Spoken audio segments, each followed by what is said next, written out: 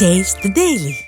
மதுரை மாநகராட்சி வரி முறைகேடு தொடர்பாக மேயரிடமும் விசாரணை நடத்தப்பட வேண்டும் என முன்னாள் அமைச்சர் செல்லூர் ராஜு வலியுறுத்தியுள்ளார்.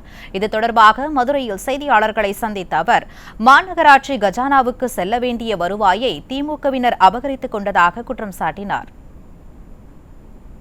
மதுரை மாநகராட்சியில் வரலாறு காணாத அளவுக்கு மிகப்பெரிய மக்களுடைய வரி பணம் மாநகராட்சியுடைய கஜனாவுக்கு செல்லாமல் தங்கள் பாக்கெட்டில் போட்டுக்கொண்ட மண்டல தலைவர்கள், நிலைக்குழு தலைவர்கள்,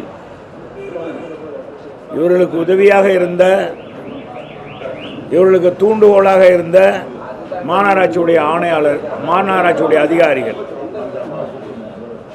இவர்கள் மீது உரிய நடவடிக்கை எடுக்கணும். மேயரும் விசாரிக்கணும். மேயருக்கு தெரியாமல் எப்படி நடக்கும்?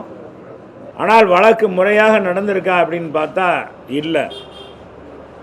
சாதாரண பில் கலெக்டரையும் அந்த பார்ட் டைமாக வேலை பார்த்தவங்க மேலேயும் நடவடிக்கை எடுத்திருக்காங்க.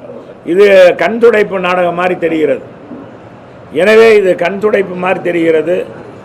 உண்மையான குற்றவாளிகளை அடையாளம் கண்டு அவர்களுக்கு உரிய தண்டனை கொடுக்க வேண்டும்.